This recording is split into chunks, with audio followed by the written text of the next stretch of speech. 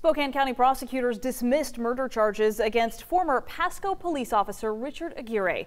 He was charged with a 1986 murder in Spokane after police say his DNA matched evidence at the crime scene. But a new DNA test raised questions, so the charges were dismissed. KREM 2's LIndsay Nadrich spoke to Aguirre's attorney today over the phone about what happened. The case in Spokane was pretty much a mess. It was just a mess. I think he concluded that there's no way there is merit to this case.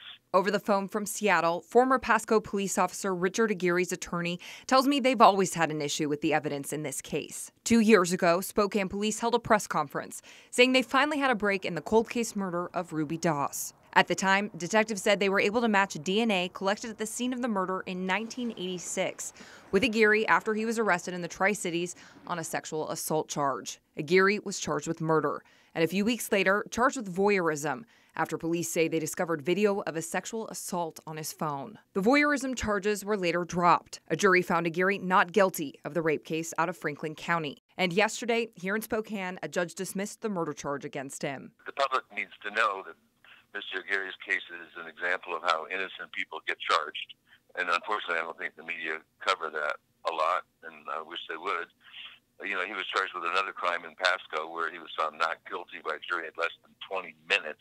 The order of dismissal reads, recent DNA results raise significant evidentiary issues.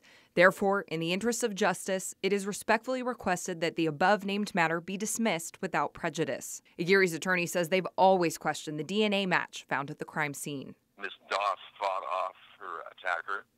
Ms. Doss fought off the man that killed her. Underneath her fingernails, there was male DNA. All over her clothing, there was male DNA.